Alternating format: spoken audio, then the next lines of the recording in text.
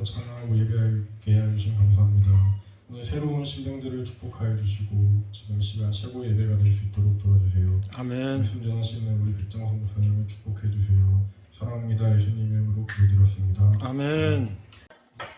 자, 우리 성경 열왕기하 19장 1절에서 3절을 보면은 우리 화면에 있는데요. 같이 한번 읽겠습니다. 시스기야 왕이 듣고 그것을 찍고 붉은 배를 두르고 여호와의 전에 들어가서 왕궁의 책임자인 엘리야김과 서기관 셈나와 제사장 중 장로들에게 붉은 배를 들려서 아모스 아들 선지자 이사야를 보내매 그들이 이사야에게 이르되 시스기야의 말씀에 오늘은 환난과 징벌과 모욕의 날이라 아이를 낳을 때가 되었으나 해산할 힘이 없도다. 자, 영어로 되어 있는데요. 내가 영어로 여러분들에게 보여주는 것은 여러분들이 이제 영어 공부를 좀 하면 좋겠다. 그래서 영어로 하는 건데 한번 읽어봅시다. 2 Kings chapter 19 verse 1 to 3입니다.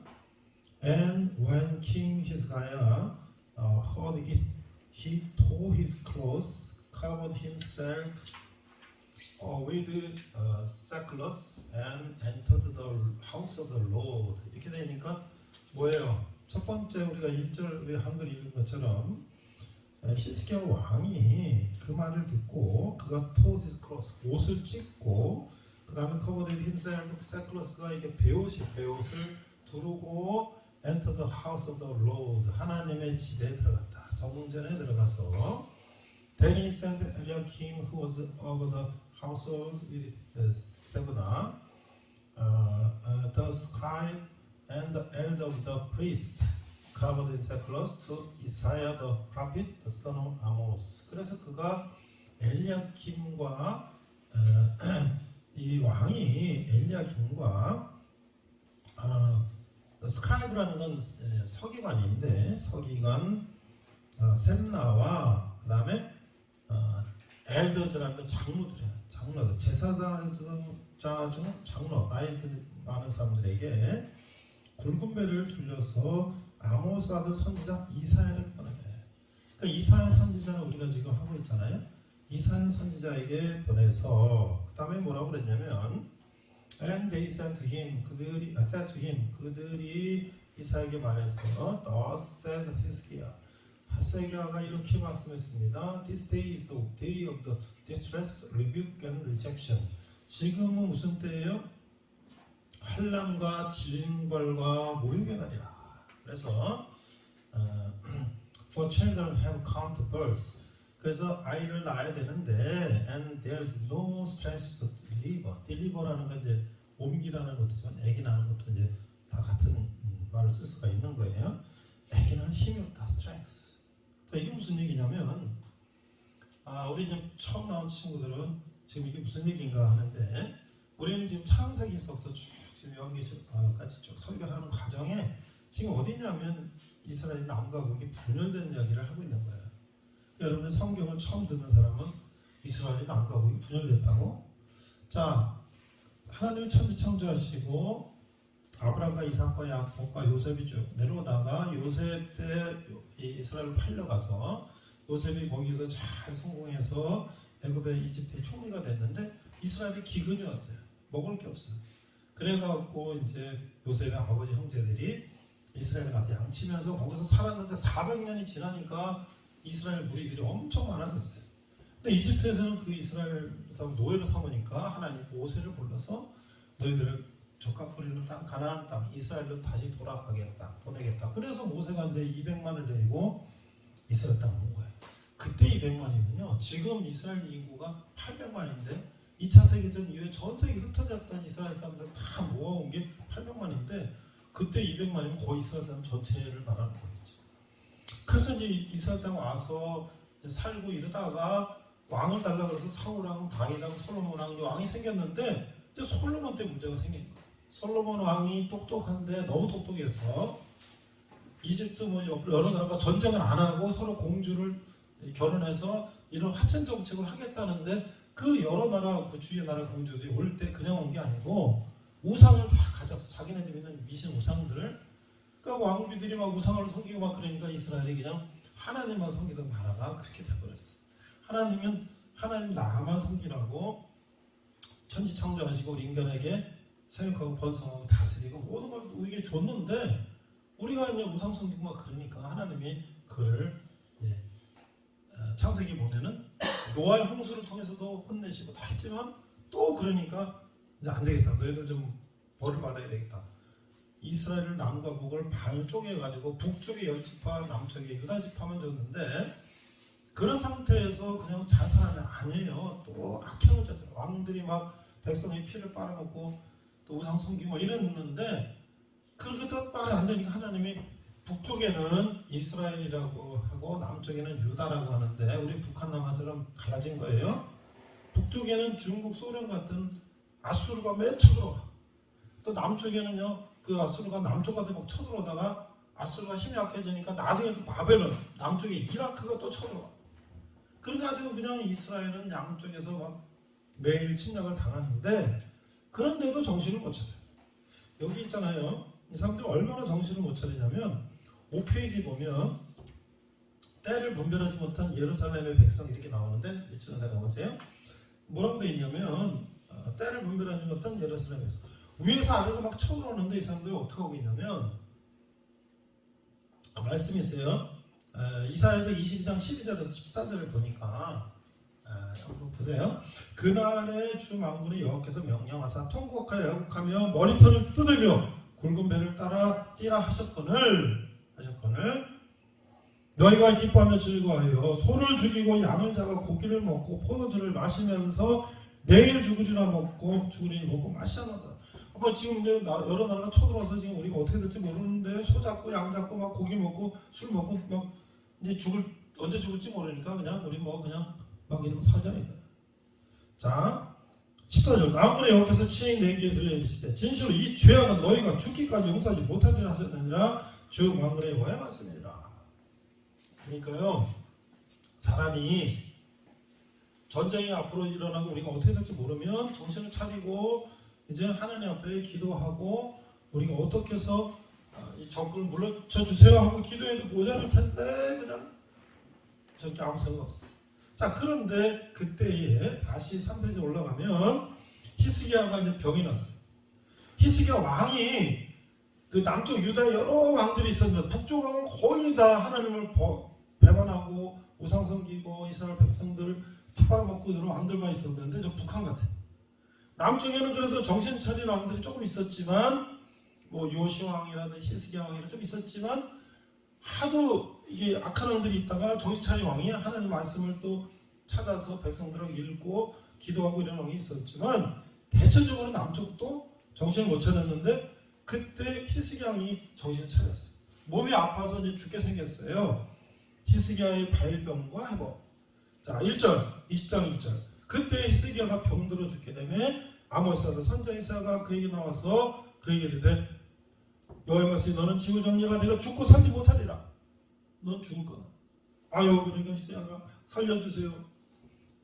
이사야가 성까지 이르기 전에 여호와의 말씀이 그에게 임하여 이르시되 너는 돌아가서 내 백성이 죽건다. 이사야에게 이르기를 왕이 주사 다윗의 하나님 여호와의 말씀이 내가 내 기도를 들었고 내 눈물을 보았노라. 내가 너를 낫게 하리니 내가 3일 만에 여호와의 성전에 올라가겠고. 7절 이사야가 이르되 무화과 반죽을 가져오라 하며 무리가 가져다 그 상처에 넣으니 나으리라. 자 히스기야는요 정신을 차리고 하나님 믿고 그랬는데 병이 나서 하나님 앞에 살려주세요 기도하고 했더니 그래 너 정성을 봐서 내가 너를 살려주겠다.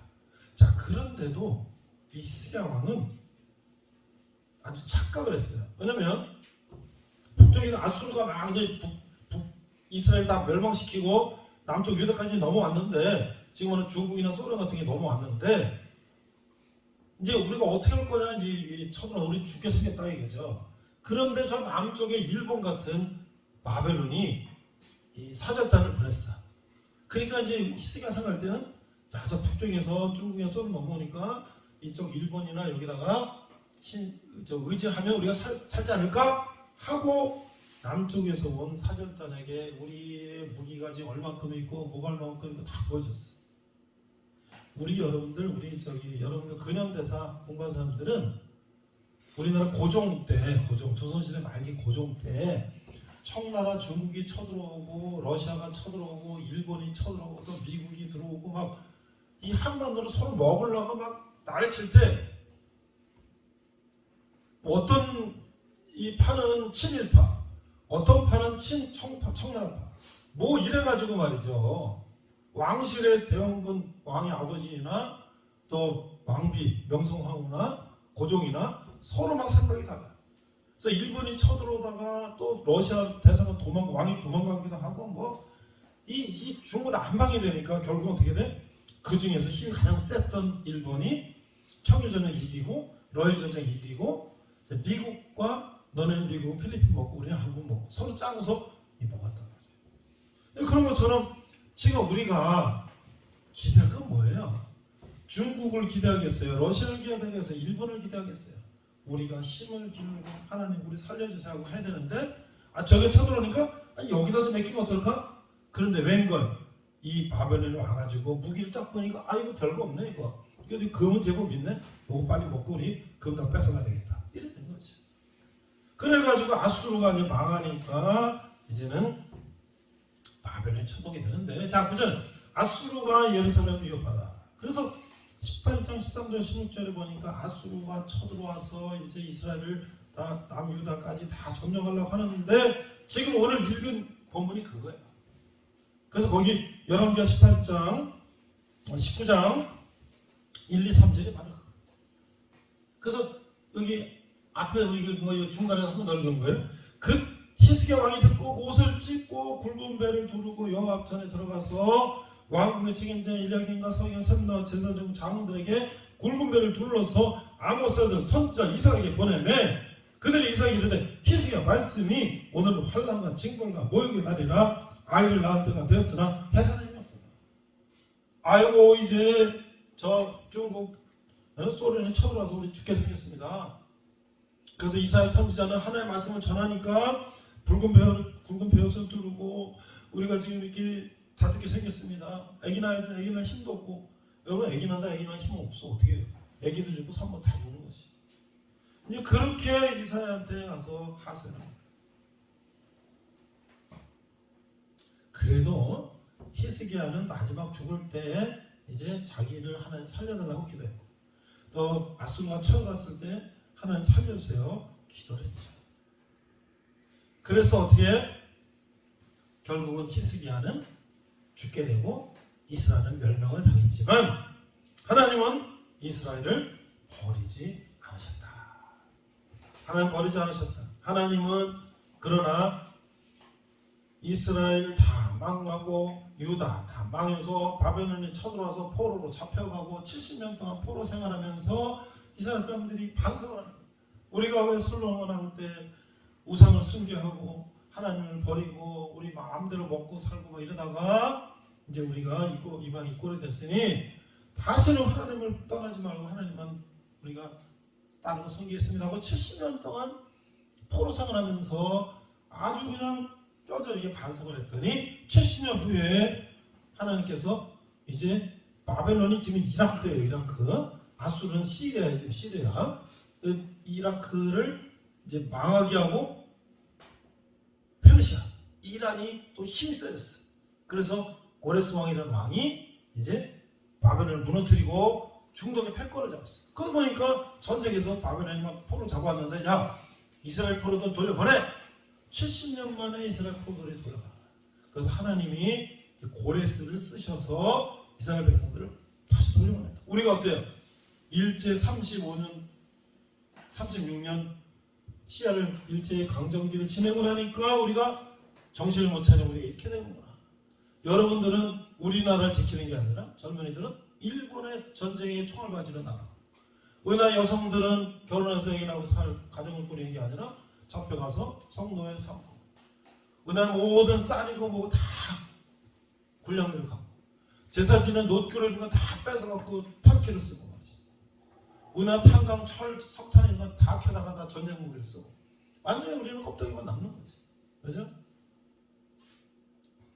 이제 그런 거를 뼈저리 느끼기 때문에 우리가 이제 국방을 강화하고 경제 발전하고 우리가 스스로 힘을 길러야 되겠다 그런 거 아니에요? 그 이스라엘들이 그래서 70년이 지난 지금 그들은 돌아와서 다시 성전을 재건하고 정신을 차리고 지금 내가 이스라엘을 코로나 전에 가보니까 그 사람들은 지금도 아주 철저히 하나님을 믿어. 절대 하나님을 버리지 않고. 왜? 그 옛날 조상들이 2500년, 2700년 전에 그 고생했던 거를 뼈대에 느끼고 또 그 사람들은요. 그 중세 때에 이슬람 세력들이 또 이스라엘 쳐들어가서 이스라엘을 또 점령했어요. 그리고 또 2차 세계대전 그 어간에 또 그 전에 로마가 쳐들어가서 또 다 박살내고 또 이슬람이 쳐들어가서 다 점령하고 그리고 다 전 세계로 뿔뿔이 흩어져가지고 이스라엘 백성들은 2000년 동안 나라 없이 떠돌이 생활을 했는데 2차 세계대전이 끝나면서 이스라엘 사람들이 미국이나 이런 데 정계에 힘을 썼고 유대계들이 정치 지도자나 경제 이런 힘을 갖고 되니까 2차 세계대전에 영국, 미국, 프랑스 이게 이겼잖아요. 그러니까 이스라엘 독립을 시킨 거지. 이스라엘 독립되고 지금까지 그들은 하나님은 섬기는 나라가 됐다. 자, 그럼 과연 이게 이스라엘의 남북이 분열되고 그 다음에 또 이게 뭐 70% 갔다 오고 뭐 이게 우리랑 무슨 상관이냐? 거기 왕들이 뭐 회개하고 하나님 앞에 기도하고 이게 우리랑 무슨 상관이냐? 제가 여러분들에게 성경 말씀을 설교하는 것은요 그냥 성경 옛날 얘기를 설교하는 거 끝나는 것이 아니라 그게 2000년 전, 3000년 전 설교 이 성경의 말씀이 사건이 오늘날 우리랑 무슨 상관이 있느냐를 나는 전하는 거예요. PPT 한번 열어보세요. PPT. 지난 한 2주 전에 우리나라 윤석열 대통령이 이제 미국의 바이든 대통령하고 한미 상호 방위 조약이라는 것을 70년 된 거를 기념했어요. 자, 근데 한미 상호 방위 조약, 한미 동맹이라는 게 뭐냐? 영어로 뭐야? Korea U.S. Mutual Defense Treaty. 한국과 미국이 상호 방위 협정이라는 거예요. 지금 여러분들 내가 여기 우리 지난번에 작년인가요 벌써 훈련할 때 미군하고 같이 훈련해갖고 미군이 깃발에다가 사인 막 미군 장병에 사인한 거를 우리 한국 우리 여러분 부대에다가 기념으로 준 거 행정관 앞에다 이렇게 붙여놓은 거 봤어요. 그 보면 우리가 미군하고 같이 훈련하고 그러니까 뭐 미군하고 훈련하는 거 뭐 별거 아니잖냐. 그런데요 6.25 때 어땠어요?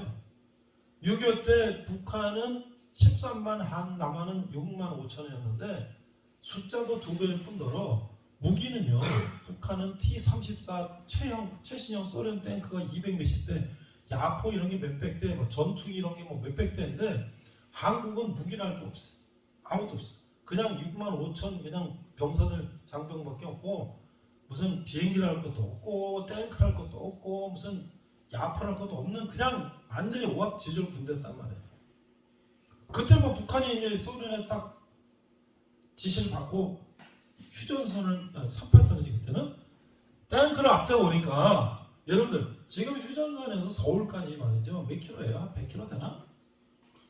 그걸 북한 공산군이 3일 만에 서울을 정복했어요. 3일 만에 서울을 정복했어요.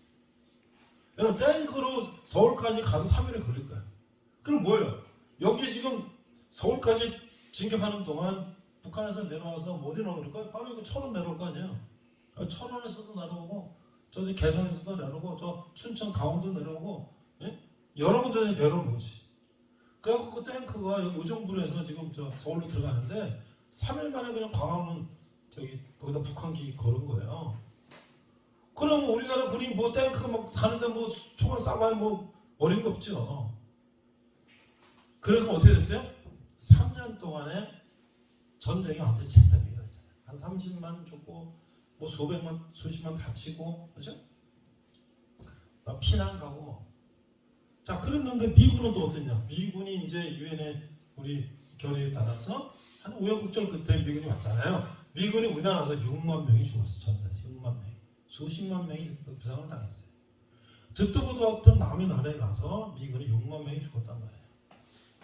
자 그런데 전쟁이 3년을 가니까 미국 입장에서는 시민들은 왜 2차 세계대전이 끝난 지 5년밖에 안 됐는데 남의 나라 가서 왜 3년씩 저렇게 6만 명이나 죽고 저러냐. 빨리 이게 왔다 갔다 하다가 중간쯤 휴전선에 이제 교착 상태에 빠지니까 빨리 휴전하라고 막 이제 미국에서는 막 여론이 막 나온 거지. 그러니까 미국 입장에서 더 이상 전쟁을 끌 수가 없지. 그래서 휴전을 하기로 했는데 이승만 대통령이 당시에 휴전 반대. 우리는 이번 기회에 북진 통일해서 남북한을 한반도로 통일해야 된다.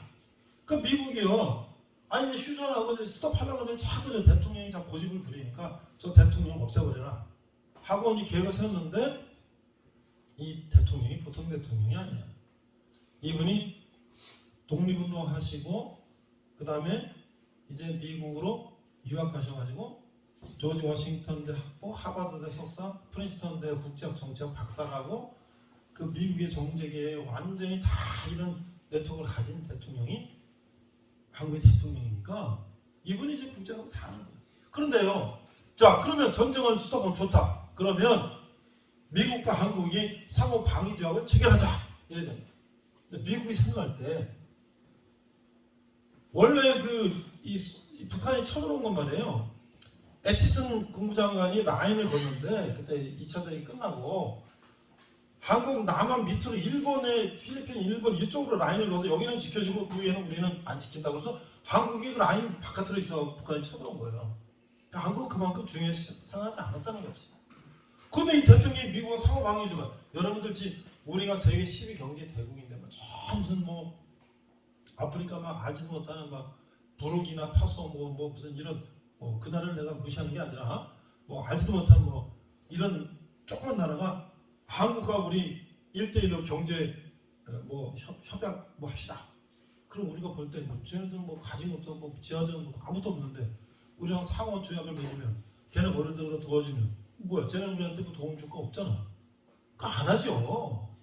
미국은 당연히 안 하지. 한국 뭐 유엔에서는 무슨 상호 방위 조약을 해. 우리만 일방적으로 도와줘야지.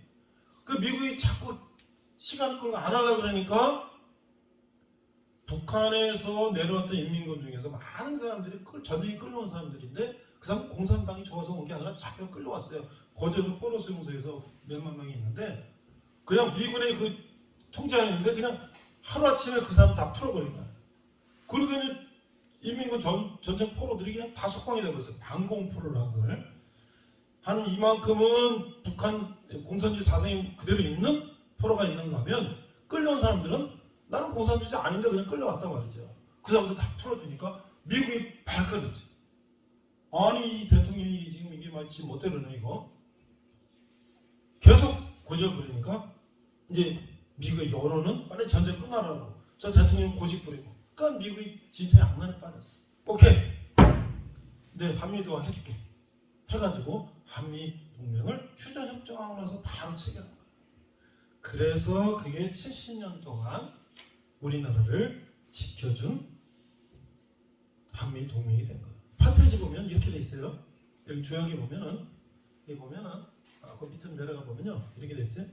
당사 국적 일부의 정치적 독립 또는 안전이 외부로부터 무력 공격에서 위협받고 있다 할 경우에 언제든지 한국은 협의해갖고 군대를 보내고 또 3조에 보면 대한민국의 육해공군 미국 해병대를 주둔시키고 뭐 한미연합사령부를 설치하고 이런 게 돼 있어요. 6.25 때는 미군이 유엔군이 30만이 있었는데 이제 전쟁 끝나고 6만으로 줄었는데 또 카터 대통령이 또 중간에 이제 철수하고 그래갖고 현재는 미군이 3만 7천 명이 주둔하고 있어요. 근데 세계 역사를 보면 미군이 주둔하고 있는 나라는 안정이 되고 미군이 철수하면 바로 공산화가 되고 나라가 엉망이 되는 역사를 보죠. 왜 그러냐? 여러분들 지금 독일에 미군이 굉장히 많이 있어요. 일본에 굉장히 많이 있습니다. 한국에도 있습니다. 뭐 여러 나라에 있어요. 독일이 힘이 없어서 미군이 있어요. 일본이 힘이 없어서 미군이 있어요. 미군이 거기 주둔한다고 하는 것은 그만큼 그 나라가 안정됐다고 하는 것이고 전 세계 투자자들이 거기 투자하고 하는 것이죠. 그런데 베트남, 북베트남이 계속 대통령이 쳐들어오니까 남베트남이 부패하고 거의 뭐 전쟁 의지도 없고 미국은 몇 년 동안 7년 동안 전쟁하다가 역시 6.25 이후에 미국이 전쟁 반대가 엄청나게 나니까 미국은 철수한데 바로 공산화됐어요. 아프가니스탄 바로 미군 철수하니까 바로 탈레반이 그냥 바로 먹어버렸어. 필리핀 미군 철수하니까 바로 그냥 나라가 그냥 경제가 꼬꾸라졌어요. 필리핀은 6.25 때 우리나라에 군인을 파병했던 나라고요. 우리나라는 장충체육관을 60년대 필리핀 기술자들아서 체육관을 지어준 나라인데 지금 뭐 경제가 그에 폭망했다. 자, 그래서 오늘 내가 왜 이런 얘기를 계속 하느냐. 나라가 어려운 상황에 처했을 때 그 지도자가 히스기야가 하나님 앞에 기도하고 우리가 나를 지켜야 되는 낙하를 지킬 힘이 없습니다. 하나님께서 우리를 도와주셔야 됩니다. 하고 기도했던 것처럼 6.25 때 3년 동안 완전히 잿더미가 돼가지고 이제 전쟁은 휴전하면 또 언제든지 저 북한은 또 쳐들어올 텐데 우리는 또 다시 전쟁 언제 우리가 공산화가 될지 모르는 상황 속에서 대통령이 이제 하나님께 기도하고 그건 장로예요. 이승만 대통령 하나님 앞에 기도함으로써 정말 이건 말이 안 되는 조약을 이제 체결하게 되고 그래서 우리는 어때? 70년 동안 세계 여러 나라 평균이요 GDP 국가 총 생산의 한 3% 정도를 국방비를 쓴다 그래요. 2.5, 3% 뭐 이렇게. 우리는 전쟁이 휴전이니까 전쟁이 안 한 나라가 3%를 쓰니까 우리 6%, 7%를 써야 될 거야 아마. 그런데 우리도 3%를 썼어요. 왜? 미군이 주둔하고 있기 때문에 우리가 국방비를 조금만 써도 되는 거예요. 그래서 그 돈은 어떻게? 초중고등학교 등록금 거의 안 내고 여러 가지 복지하고 경제하고 이렇게 하는 거예요. 안 그럼 우리 고등학교 다니기도 힘들어요. 중고등학교에서 의무교육 아니면 등록금이 뭐 대학 등록금만 하면 중고등학교 다니겠어요? 없으면? 그러니까 이런 것들이 한 지도자가 어떻게 나라를 어떻게 앞으로 미래를 어떻게 될 건가를 생각하고 나라의 운명을 결정한 거예요. 그러면서 이승만 대통령이 뭐라 그러냐면 이 한미 동맹, 한미 상호 방위 조약은 우리 대한민국한테 큰 이게 어떤 혜택이 될 것이다. 그분이 말씀하신 것처럼 70년 동안 지금 한국은 정치적인 발전, 경제적인 발전, 그 다음에 국방의 발전을 통해서 뭐 중간에 미군이 이제 미국이 무기를 이제 대주고 하다가 또 뭐 여러 가지 이제 하니까 우리가 스스로 이제 무기를 만들어야 돼. 왜? 북한도 계속 무기를 만드니까. 그래서 우리가 여러 가지 미사일이라든지 전차라든지 뭐 자주포라든지 좀 잠수함이라든지 군함이라든지 이런 건 이제 우리가 다 만들잖아요. 거기다 지금 F-50 경공격기, 뭐 KF-21 초음속 전투기 이런 거 만들잖아요, 우리가. 그러니까 이 조그만 나라에서 이런 거 다 만드니까 지금 이게 세계에서 우크라이나 러시아 전쟁이 났는데 폴란드가 모든 무기를 우크라이나에다 다 주고서 무기 공백 상태가 돼갖고 이제 무기를 빨리 사야 되는데 독일한테 미국한테 무기 살 테니까 달라 그러니까 언제? 4년, 5년 걸린대. 왜? 다 평화로 와갖고 이 무기 생산 라인 다 철거해버려갖고 무기 생산하려면 다시 공장 세워야 돼요. 우리는 어때요? 지금 계속 우리는 전차, 탱크, 자주포 뭐 비행기 만들어서 우리 실전에 계속 배치하고 있으니까 그래서 폴란드 우리나라 온 거야. 와가지고 무기 달라니까 6개월 만에 그냥 초도 물량 납품했어요. 탱크 뭐 몇백 대, 뭐 비행기 뭐 몇십 대 하는데 바로 몇십 대씩 그냥 바로 6개월 만에 갖다 줬어. 그러니까 이건 놀랄 일이지. 그래서 지금 우리나라가 무기가 전 세계 수출되고 있다. 엄청나게 세계 미국이 최고의 무기 수출국가, 소련, 그 다음에 중국, 다음에 우리나라가 네 번째, 4위다, 4위. 영국, 프랑스, 독일 이런 데보다 우리가 훨씬 더 무기만 수출한다. 왜? 그 나라는 다 평화 모드로 공장 철거했는데 우리는 계속 생산하고 있고 첨단 전자무기가 되어 있고 가격은 독일 전차의 반가. 근데 성능은 엄청 좋은 전자무기. 그러니까 그 무기를 안 살 이유가 없는 거죠. 오늘 마지막 여기 보면 우리 역경이라는 게 있어요. 역경. 히스기야는 그 역경을 통해서 아니 그 한글 파일 보면 13페이지 보면요. 역경이라는 게 있어요.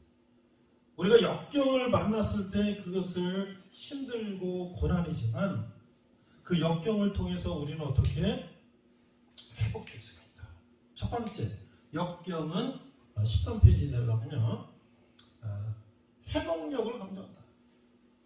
그러니까 우리가 이제 고난을 당했을 때 그걸 이겨내는 힘이 생기면 우리는 어떻게 앞으로 어떤 고난이 와도 우리는 이겨낼 수가 있다. 또 내려가 보세요. 그 올라가야 돼. 11페이지, 2페이지쯤 가면요. 두 번째는 뭐냐면 역경은 성숙을 가져온다. 그러니까 고난이 없는 사람은, 고난을 겪어보지 않은 사람은 성숙할 수가 없어요. 대한민국에 태어나서 군대를 갔다 온 사람과 갔다 오지 않은 사람은 나는 그렇게 생각해. 기본적으로 그런 고난과 역경을 겪어본 사람은 아무리 어떤 어려움이 와도 그걸 이길 수가 있다.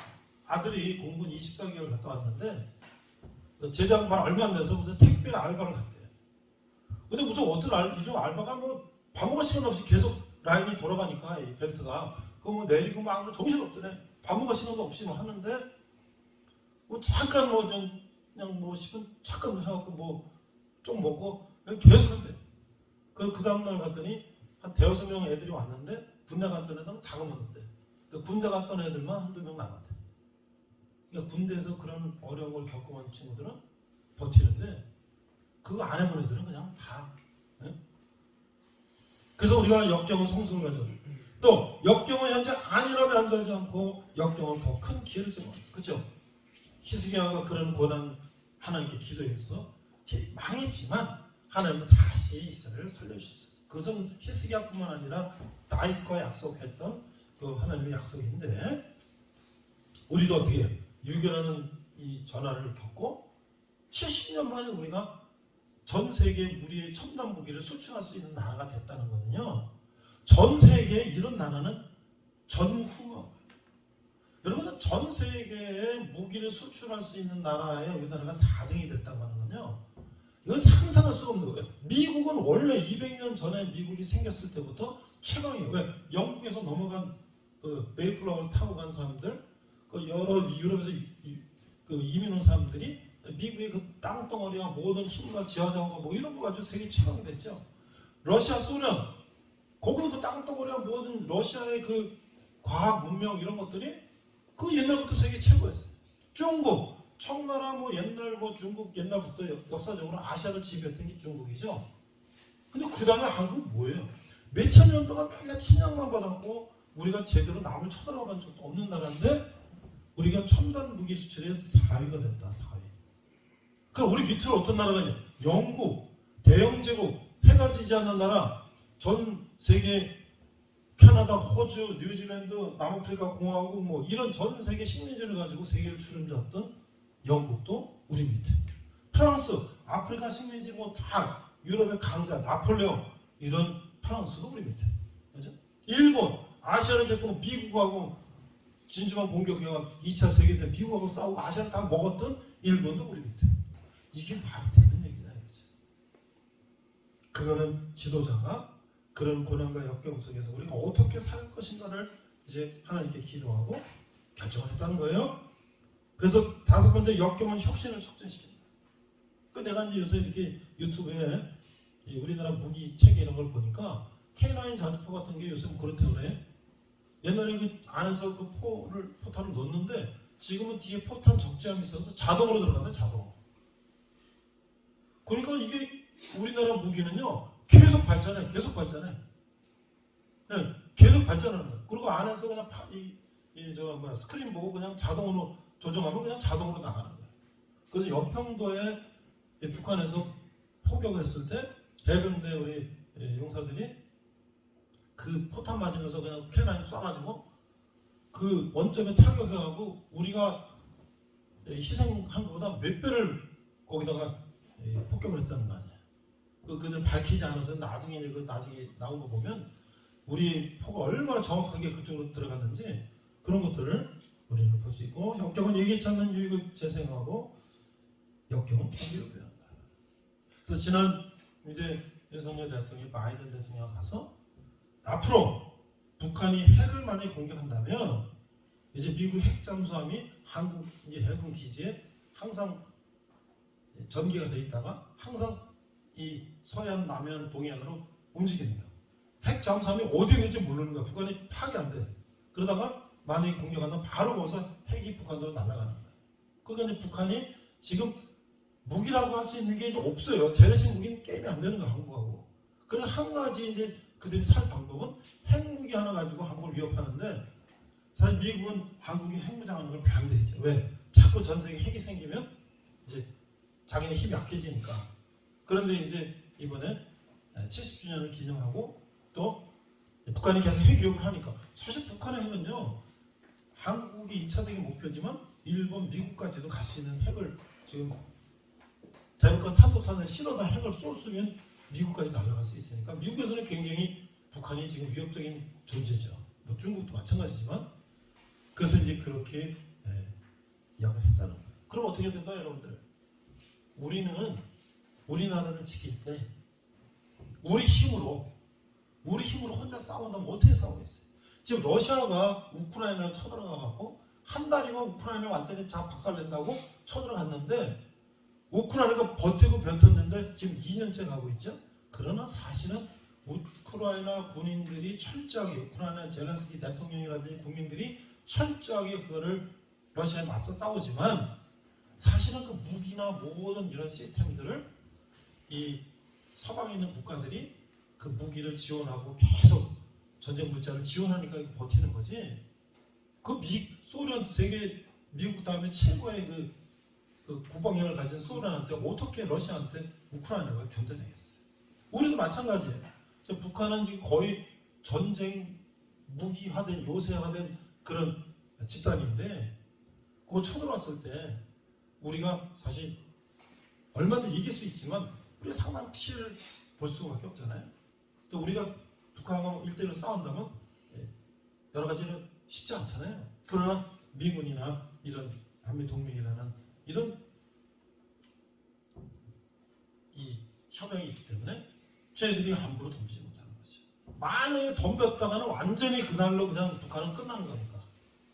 그러니까 괜히 겁만 주고 이제 뭐 미사일만 쏘고 포만 잡지 실제로 전쟁을 일으키면 자기는 죽는다는 걸 알고 있기 때문에 전쟁을 싸운다.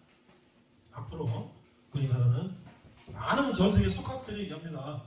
이 한국은 이제 얼마 안 있어서 통일이 된다. 뭐 그게 10년이 될지 20년이 될지 모르겠지만 조만간 통일이 된다. 그럼 어떻게 될까요? 지금 우리나라 국방 무기가 전 세계로 수출되면서 일자리가 13만 개가 늘었대. 전자기계, 뭐 공학과 무슨 뭐 경영학과 뭐 다 그런데 하는 거. 하나 에어로스페이스, 무슨 카이 항공우주항공, 무슨 뭐 현대 로템, 탱크 만들고 뭐 비행기 만들고 자주포 만들고 이런 회사에 전부 다 취직하는 거예요. 그 나중에 통일되면 어떻게 될까요? 우리에게 기회가 많아지지. 그리고 북한에서 지금 70년 동안 고통받는 북한 동포들을 우리가 해방시키고 또 마음껏 그들이 하나님 앞에 예배하고 찬양할 수 있는 그런 나라가 되도록 우리가 지금 어렵고 힘들지만 우리 굉장히 중요한 일을 하고 있다. 그래서 우리의 70년 전에 우리의 선조들이 지혜로운 결정을 해서 우리가 이만큼 발전되고 너무나 감사하고 앞으로도 우리는 어떻게 이 나라를 지켜나갈 것인가 여러분과 우리들의 남은 과제다 이렇게 생각합니다. 기도하겠습니다. 하나님 아버지 은혜를 감사합니다. 오늘 히스기야의 기도를 생각하며 이 나라의 또 지도자들이 이 나라를 위해서 기도하며 결정했던 것들을 통해서 이 나라가 70년 동안 전쟁이 없이 이렇게 평화롭게 또 경제 발전하면서 자성이나 감사하며 또 우리가 이어서 그런 나라가 될 수 있도록 그런 힘을 합치는 우리가 되게 하여 주시옵소서. 감사드리며 예수님 이름으로 기도했습니다. 아멘. 자, 예배 끝나고 우리 신명 인사할게요. 자, 우리 파송의 노래하고 여러분들이 일주일 동안 전선으로 파송하겠습니다. 찬양하고 우리 주님 한 분께 영광의 박수 올려드리겠습니다. 아멘. 우리가 기억해야 할 한 분, 아버지의 나라가 시대 우리 가운데 살아오니 그 일을 꿈꾸면서 우리가 함께 하겠습니다. 주님은 새로운 일을 하실 수 있으십니다. 할렐루야. 아멘. 우리 시간이 서로를 파송하겠습니다. 파송의 노래 하겠습니다. 같이 한번 불러요. 여러분은 일주일 동안 전선으로 파송합니다.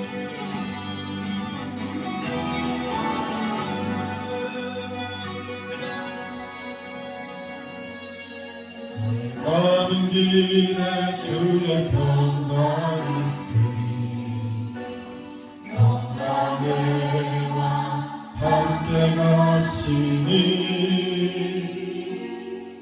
너의 걸음 걸음 주 인도하시니 주의 강한 손 너시니